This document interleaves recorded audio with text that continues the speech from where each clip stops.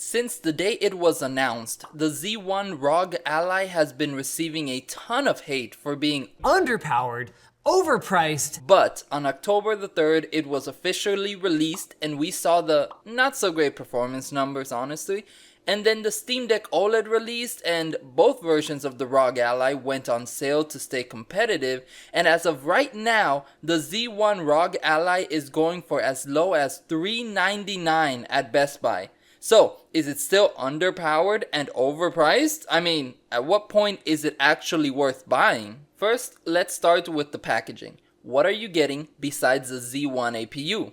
Well, you get a solid 7-inch 1080p 120Hz touchscreen display with variable refresh rate, which makes 48 FPS feel as smooth as 60 FPS, which is obviously going to be helpful for these handhelds since they're a little bit underpowered for some games. You also get some nice speakers, 16 gigs of RAM, 512 gigs of storage, a 40 watt-hour battery, and a 65 watt fast charger. It's pretty much identical to what you get with the Z1 Extreme, and for $400, this alone is an unbeatable deal. So then, how bad is the performance drop from the Z1 Extreme to the Z1 Non-Extreme?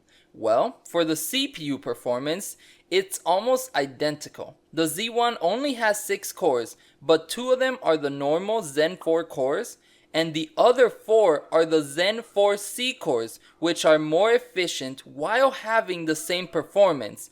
And it seems that the efficiency gained has allowed for more performance out of just 6 cores to the point where they match the, power bottlenecked 8 cores from the Z1 Extreme. As for the graphics and the gaming performance, that's where we see a drop. You lose 40% of your FPS at 25 watts, and that's obviously a huge loss. Plus, a lot of people keep their allies plugged in to use the full power, which is 25 watts and above, which won't be available on the Z1. Remember, you lose 40%.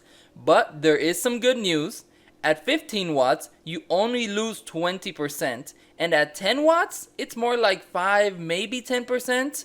So it's much better if you play unplugged at lower power modes. But what's surprising about all this is that it's managing this performance with 1/3 of the graphic compute units. So 1/3 of the hardware, yet it can still do 2/3 of the performance in the worst case scenario.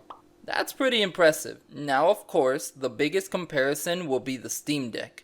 But at $399, we are dealing with the 256 gig LCD Steamdeck and not that sweet and juicy OLED version that they just announced. So, that LCD Steamdeck brings a decent 7-inch 800p 60Hz touchscreen display. You also get some nice speakers, 16 gigs of RAM, only 256 gigs of storage, but at least the micro SD card slot works, a 40 watt-hour battery, and a solid 45 watt charger.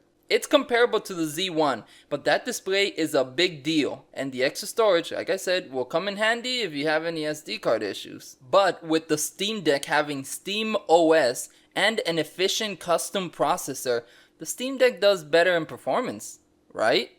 Well, it does a great job, but it only matches the Z1 at 15 watts, although it should beat it at around 10 watts and below. I'd say it's a fair fight between them, but with Windows being able to fully utilize the Z1 CPU performance outside of games, that's a nice benefit for the Z1.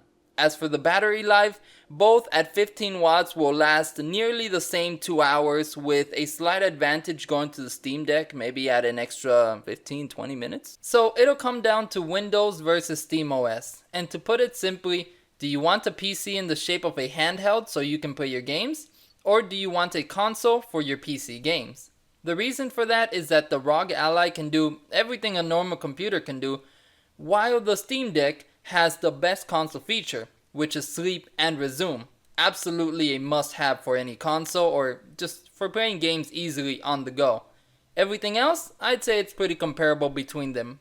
So, putting it all together, what price do I consider good for the Z1 ROG Ally?